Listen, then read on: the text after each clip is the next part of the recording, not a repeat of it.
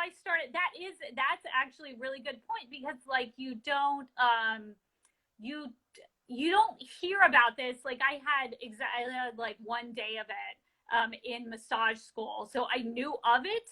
But it wasn't until I started with oncology massage and I found out that there was a disease called lymphedema, which is a side effect of cancer treatment. And the treatment, if you are going to help someone with lymphedema, you should do something called manual lymphatic drainage. If they're at risk for lymphedema, you should do something like called manual lymphatic drainage on them.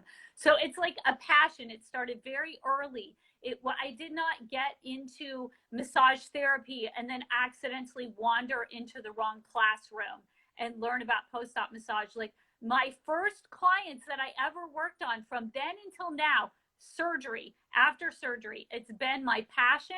And you can see on my resume that like there's a clear, it's just every month I want to learn something new about this. And every month it has given me such, I have so many people that I've been able to help that are hugging me, that are saying, you know, that I made their journey into recovery from cancer treatment better.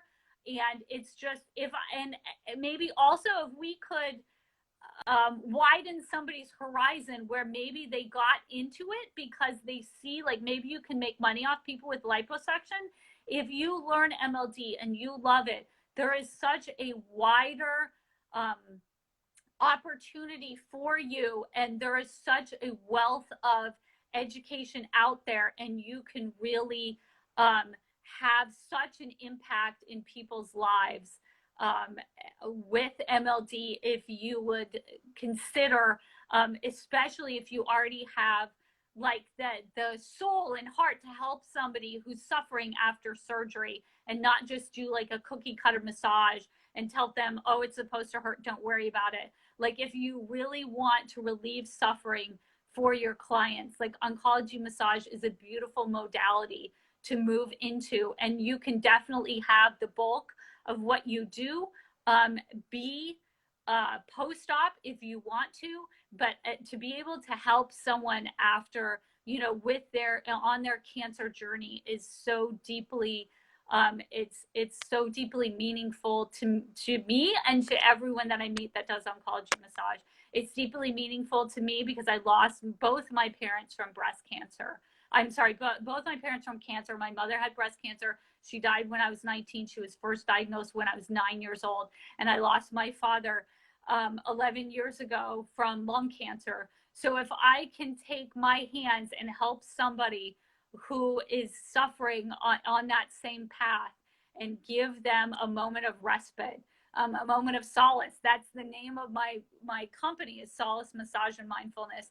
If I can use these hours that I've spent in the classroom and this understanding of surgery to help people like I help when the doctor refers clients to me who have autologous reconstruction after their breast cancer and their mastectomy. And if I can say, you know what, this is a beautiful place. You're not going to feel any pain here. You felt a lot of pain over the last 2 years, but I am going to give you this treatment after liposuction, and it's going to be MLD, and it's going to be some post-op massage. And if you have fibrosis, we are going to reduce it. And I am not going to cause you any pain. I'm sorry, I'm going to cry because I wouldn't. Like, my mom died when she was 19. Why would I have someone on my table and cause them pain? Why would I think that that is how I am going to be in the world? So if you see me, and you'll see me in the future, and I will always be saying, like, let's get better. Let's get better at what we do so we can cause less pain and get better results. And the core client of mine, like, I love my BBL clients. Don't tell Steve Torres that I don't love his clients. But my core client is the lady who's been through cancer, and she had a fat transfer. And you know what? I gained everything that I learned from doing all my BBL clients is so I can give her a massage without any pain and have her walk out of there standing taller, feeling prouder, and feeling like, you know, this is the journey from the cancer that she has beat into her recovery and the rest of her life. I actually never knew, we never actually talked about like our stories like that before. This is like the first time we're doing that. Because the reason I started my practice, so it's Amare Healing Arts, is because so Amare is the root of all the words of love. It's Latin. It's the root that all of amore, amare, all of it starts from amare. And then healing arts. I started it because I'd been to so many doctors, so many neurologists, gene doctors for like genetic testing and all kinds of crazy shit as a child. Like as a child, I had lymph nodes removed under my neck because they wouldn't stop growing. I had hormonal issues with they couldn't find anything in my blood. They couldn't, like, there was no markers for anything, yet I would be out of school like at least 4 days every week, crying on the bathroom floor and not being able to walk because I couldn't feel my legs and I couldn't function. And no doctor could help me. I literally went to a doctor and they like squeezed my joints and they were like, no, you're fine. There's nothing wrong. And I'm like, okay, so tell me why I'm having a complete nervous system attack. And as I got older, it got worse because I don't have those certain proteins in my blood, which we found out through genetic testing because my dad also has it. So there is no cure. There is no treatment. Every doctor was like, oh, there's not even a problem, until this one guy who was doing a research study picked us to do it because of the symptoms. And I mean, it's debilitating to the point where you are paralyzed. Your nervous system paralyzes you. It feels like someone pulled the plug on your body. Like, I remember I was standing in the kitchen and I couldn't hold a coffee cup. Like, I was holding it and then my wrist just gave out and it was all over the floor. And I just broke down crying because I was so helpless. I couldn't go to college because of school issues and all of that and medical issues and everything. There was no like path for me to take. There was nothing for me to do. I didn't know what was going to happen. So I became a yoga instructor because I had a body issue and I need to figure it out. And then I was like, okay, well, doctors don't know what they're talking about with me. And I clearly have an issue where like, even there are still days where I can't breathe because my collarbone pops out of place and chokes me. Like, and they're like, you're fine, relax, you're fine. And I'm sitting there at 17, not knowing what to do with myself because I'm in crippling pain 24/7 that no one sees.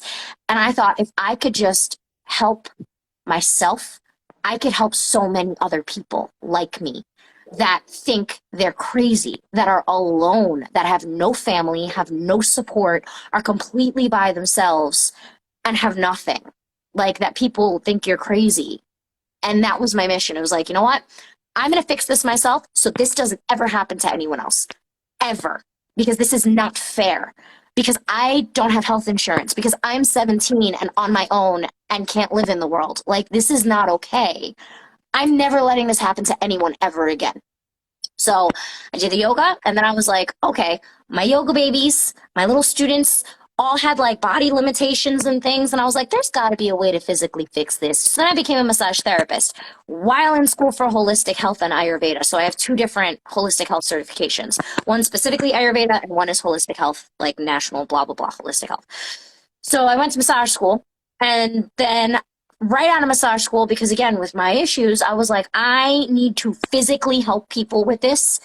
And if I can find a way to do that, my whole torturous life will be worth something. Like, this that I've gone through will be worth something. Because for anyone to have the life that I had, and the treatment and the mistreatment and the pain and being told that you're crazy and there's nothing wrong with you and your body's fine and your blood is clear and your hormones are clear, yet you can't walk, you can't breathe, you can't open your mouth to speak because you're in pain, and you can do nothing but sob for days, that is bullshit. And I will never let that happen to anyone else, which is exactly why when I started with medical massage. I never did Swedish massage. I worked at a Hand and Stone doing medical massage. Within 2 months, I was the top therapist there. And then I left and I was like, I'm out. I'm going to go help more people because this is not, I can do more than this. I am more than this. And there's a reason.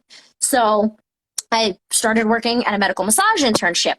So there was that. And she was working with lymphedema patients. And actually, that patient is still a patient of mine, and I call her like my aunt because she's my little Hungarian aunt, and I love her to pieces. I see her once a week, and she's the best. But that's how I got introduced to lymphedema. Then I took the MLD, and that was like a month out of school, like 2 months out of school, and that's all I've been doing since because it saved me. It literally saved me. I haven't had an attack in 5 years, except for like 2 months ago because I was hella stressed. That's my fault. Just saying. But there's nothing wrong with me. I'm perfectly fine. I rock climb 3 times a week. I work 10 to 12 hours a day, 4 days a week because MLD, because limiting caffeine, because pH levels, because holistic health, because yoga, because being gentle with myself, because I will never let that happen to anyone ever again, because no one should have to go through that in post-op. No one should have to go through that with autoimmune diseases. No one should have to go through what you saw your parents go through with cancer and all lymphedema recovery and all the complications. No one should ever feel that way, the way I felt for 17 years of my life, completely alone and pushed to the side, including making you guys go crazy with post-op stuff, just to bring it back to the point of this live and not ramble. But yeah, that's also why I'm so passionate about post-op, because I know how that feels. I still live with that every day, because when I had that attack, and Happy Alex, you guys know who Happy Alex is. Happy Alex, I called her and told her I can't come, like, you need to, like, no more clients for the rest of the day. I can't, I'm not okay. And she heard me crying. She was worried, because that's not me, ever. She was severely worried, and she was like, what is going on with you? I'm scared. This is not okay. Like, oh my God, because I live it so much and I manage it so well with MLD, with all this stuff, that I don't ever want anybody else to feel like that again. So I make sure I'm good so that I can teach my clients that, because I know what that feels like. And it's not fair for you guys to have to go through with an elective surgery that you're trying to better yourself with. That confusion, that pain, that loss of self, that is not necessary in your post-op care. And the point of me starting Amare was to show everyone in post-op care, medical massage, all of those debilitating conditions, IVF therapy, hormone therapy, trying to get pregnant and you can't, after pregnant and your body's all weird. You should never feel that feeling, ever, when it comes to taking care of yourself, because there is a better way, and we're going to find it no matter what it takes. That's the end of my story. Mic drop. Yeah.